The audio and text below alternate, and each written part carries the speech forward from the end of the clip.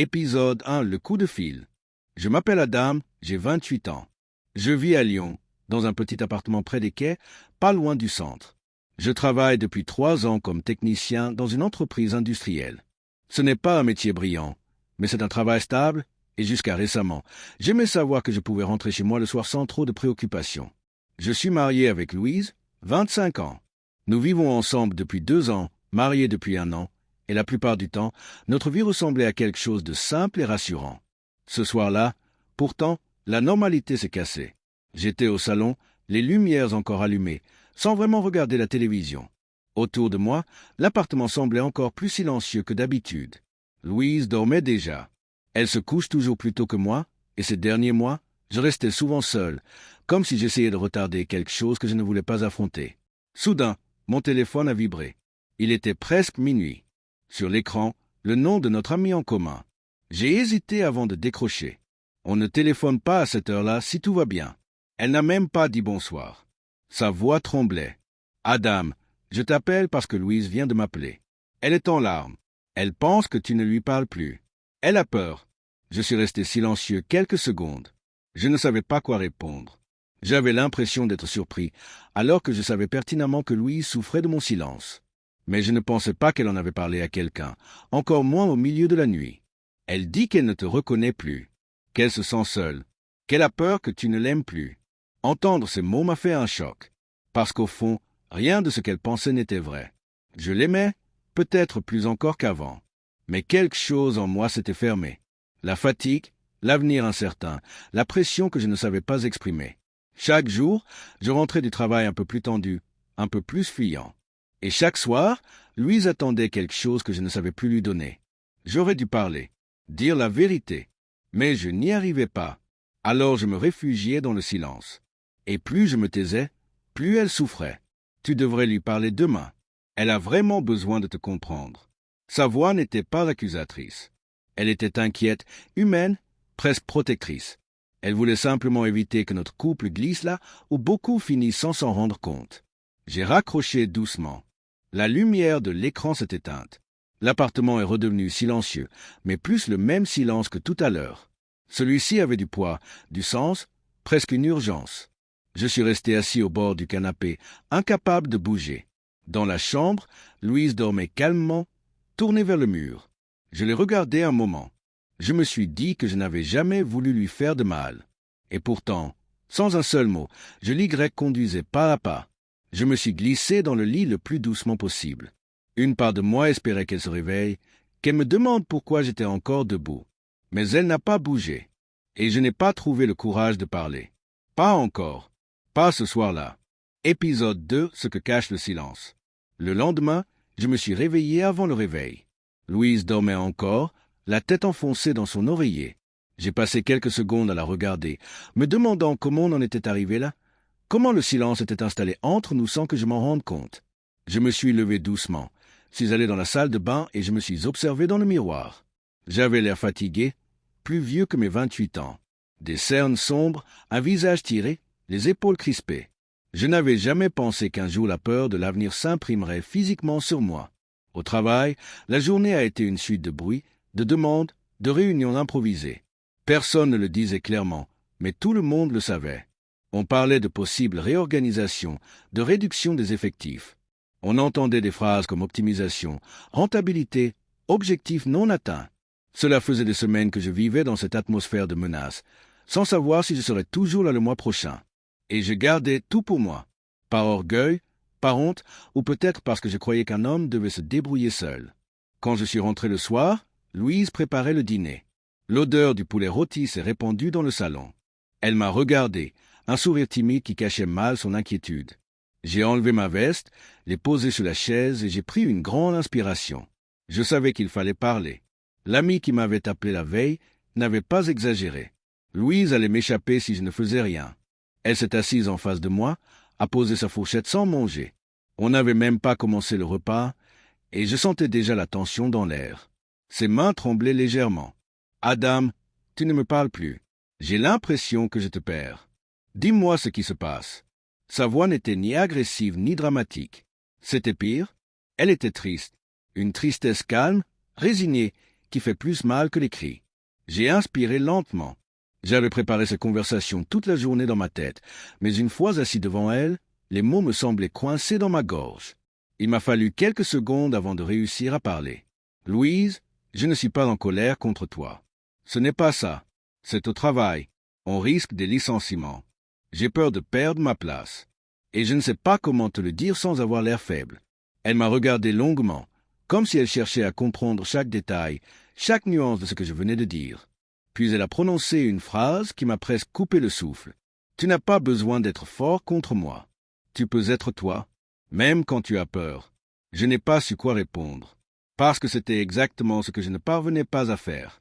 J'avais grandi dans une éducation où un homme devait tenir debout, où les soucis se gardaient pour soi. J'avais cru bien faire en me taisant, en continuant comme si tout allait bien. Mais en réalité, je l'entraînais dans ma chute silencieuse. Elle a tendu la main vers moi. Sa main était chaude, légère, et pourtant ce simple geste avait quelque chose d'immense. J'ai senti ma gorge se serrer. Je me suis rendu compte que je n'avais pas touché sa main depuis des jours. Peut-être des semaines. Pourquoi tu ne m'en as pas parlé avant, Adam? Parce que j'avais peur de te décevoir. Parce que j'avais peur d'avouer que je ne contrôle plus rien. Ses yeux se sont humidifiés, mais elle n'a pas pleuré. Louise n'était pas du genre à faire du drame. Elle voulait comprendre, pas accuser. On peut tout affronter, mais pas si tu m'éloignes. Cette phrase m'a frappé plus fort que tout le reste. Elle avait raison. Je l'avais écartée, croyant la protéger. Et au lieu de ça, je la perdais. Après le repas, nous sommes restés un long moment sans parler, mais ce silence-là n'avait plus rien de pesant. Il était une respiration, une pause, le silence d'un couple qui vient d'ouvrir une porte longtemps fermée. En allant nous coucher, Louise s'est glissée contre moi, comme elle le faisait au début. Je me suis senti moins seul que depuis des semaines. Je n'avais rien résolu, rien n'était réglé, mais pour la première fois depuis longtemps, j'avais parlé, et elle avait entendu. Épisode 3, la rechute. Les premiers jours après notre conversation ont été presque étonnamment légers. Louise se levait avec un sourire discret. Je rentrais du travail en essayant de lui parler un peu plus. Nous prenions nos repas ensemble, sans télévision, sans téléphone. Elle me demandait comment s'était passée ma journée, et j'essayais de répondre honnêtement, même si cela me coûtait parfois. Je sentais que quelque chose se réparait lentement, sans éclat. Pourtant, au fond de moi, la situation au travail restait la même. Rien ne s'était arrangé. Et même si je faisais de mon mieux, je gardais encore une peur au ventre.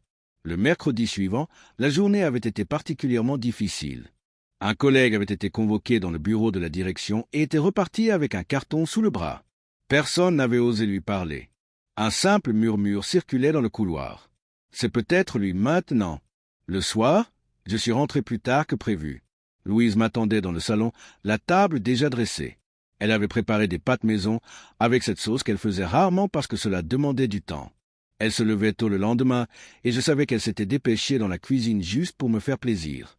Quand j'ai fermé la porte, elle a levé les yeux vers moi. « Tu rentres tard.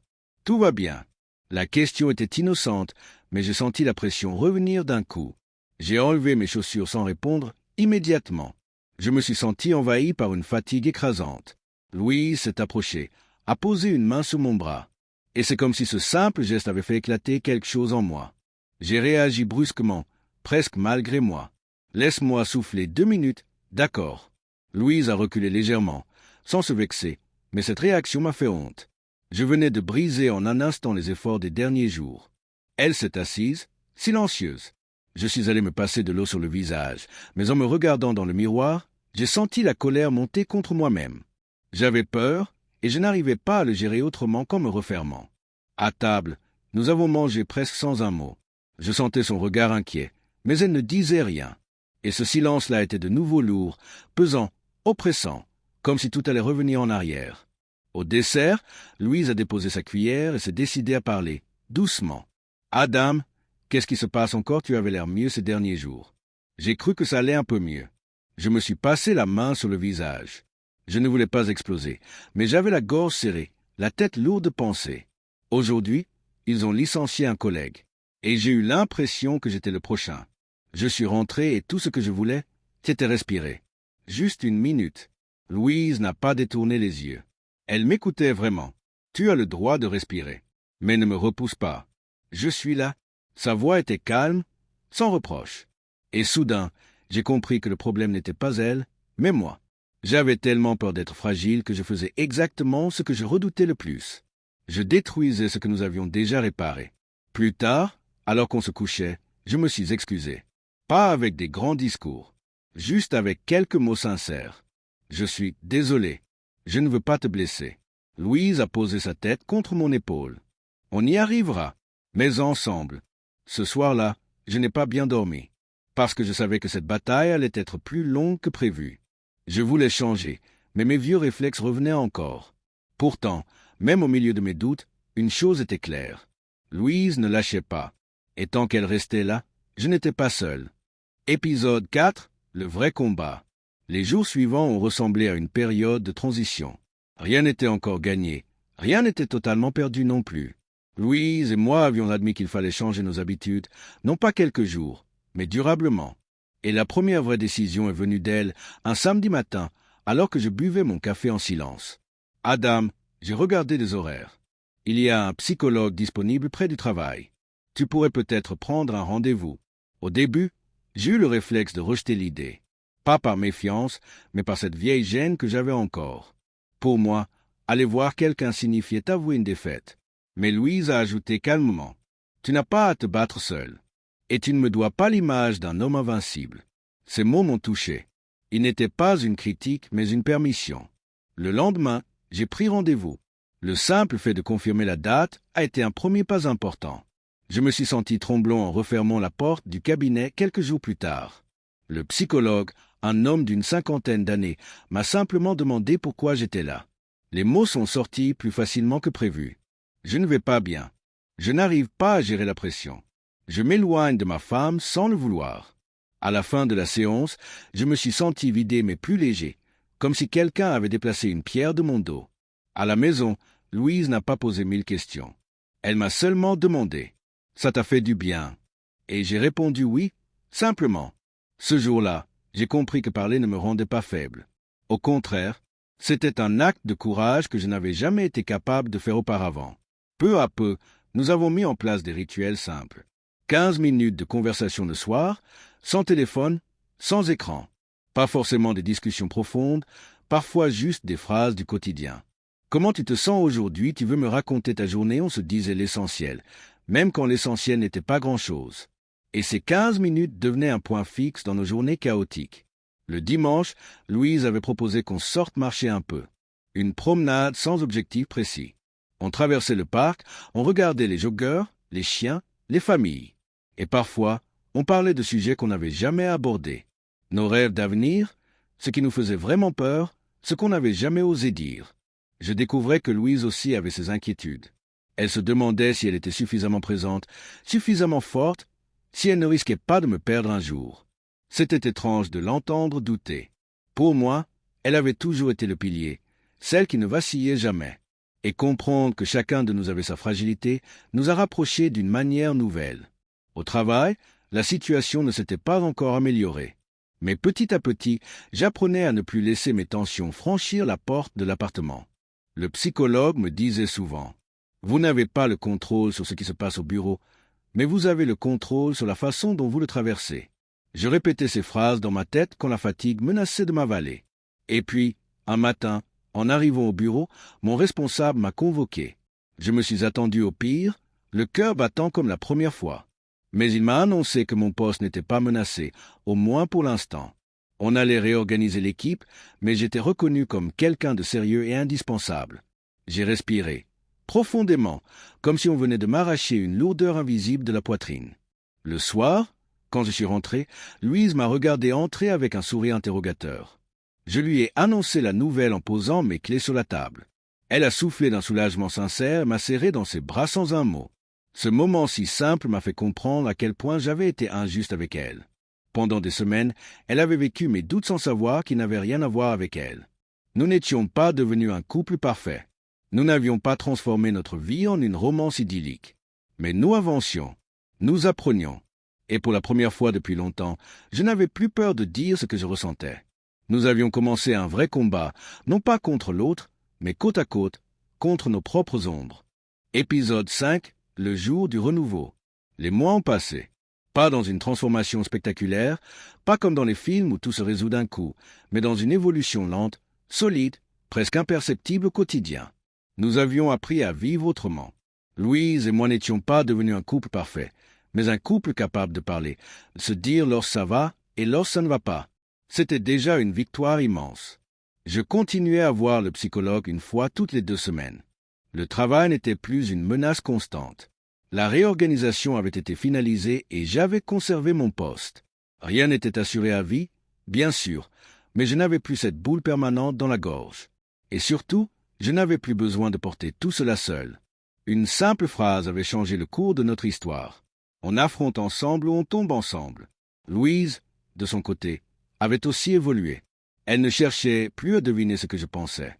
Elle me posait la question directement, sans colère, sans pression. Et moi, je répondais, parfois maladroitement, parfois avec des silences, mais je répondais. Le dialogue n'était plus une confrontation. C'était devenu un pont. Un soir d'automne, nous avions décidé d'aller dîner dans un petit restaurant où nous n'avions pas mis les pieds depuis notre mariage. C'était un endroit simple, avec des nappes blanches et une lumière tamisée. En y entrant, j'ai eu l'impression de revenir un an en arrière, avant que tout ne se complique, avant que je ne m'enferme en moi-même. Louise a souri en regardant autour d'elle. « Tu te souviens de la dernière fois qu'on est venu ici? Tu m'avais dit que tu te sentais invincible. » J'ai souri, pas par fierté, mais avec une petite pointe d'ironie. Je me sentais tout sauf invincible maintenant. Mais en même temps, je savais quelque chose que je ne savais pas à l'époque. On ne construit pas un couple sur l'invincibilité. On le construit sur la capacité à rester, même quand tout vacille. Nous avons dîné sans précipitation, en parlant de choses simples. Nos familles, les projets, les envies, cette idée idiote d'adopter un chien que Louise gardait dans un coin de sa tête depuis des mois. Puis, en sortant du restaurant, nous avons marché dans la rue pavée, main dans la main. Il faisait frais, les lampadaires donnaient une lumière douce. On aurait dit une scène banale, mais je savais que c'était tout sauf banal. C'était un moment que nous avions failli perdre. Arrivé devant notre immeuble, je me suis arrêté. Louise m'a regardé avec un regard interrogateur. Je me suis tourné vers elle. J'avais gardé quelque chose dans ma poche depuis le début du dîner. Une petite boîte, sans extravagance, juste une boîte sobre et élégante. Louise a ouvert les yeux un peu plus grands. Surprise, presque alarmée. « Adam, qu'est-ce que tu fais ?» J'ai pris une inspiration. Pas parce que je doutais, mais parce que j'avais envie d'avoir le courage d'être totalement sincère. « Louise, on s'est mariés jeunes, sans vraiment savoir qui on serait dans 1 an, dans 5 ans. Et quand les choses sont devenues difficiles, j'ai eu peur. Pas de toi, mais de moi. J'ai eu peur de ne pas être à la hauteur. Et pourtant, tu es resté. Tu as tenu quand j'aurais compris que tu partes. Aujourd'hui, je veux qu'on se marie une 2e fois. Pas pour célébrer ce qu'on avait au début, mais ce qu'on a réussi à reconstruire. » Louise a cligné des yeux et sa main a porté sa bouche comme pour retenir l'émotion. Je n'avais pas prévu de grands discours, pas de genoux au sol, pas de cérémonie improvisée. Juste ces mots-là, vrais, simples, qui appartenaient à nous deux. Elle a ouvert la boîte. À l'intérieur, une bague en argent, sobre, discrète, fidèle à ce que nous étions maintenant. Louise a laissé échapper une courte respiration tremblée. « Oui, Adam, évidemment, oui. Nous sommes montés chez nous, sans théâtralité, sans promesses démesurées. Nous n'avions pas résolu tous les problèmes du futur. Mais nous avions appris à les regarder en face, ensemble. Et pour la première fois, le mois à venir ne me faisait plus peur. Le lendemain, Louise a accroché la bague à son doigt en buvant son café, comme si elle portait la preuve silencieuse d'une 2e naissance. Moi, je me suis préparé pour le travail, pas plus confiant qu'avant, mais plus lucide. Je savais que d'autres tempêtes viendraient, mais je savais aussi que je n'aurais plus à les traverser dans le silence. L'histoire ne devenait pas parfaite, elle devenait vraie, et c'était largement suffisant. The End, épisode 5.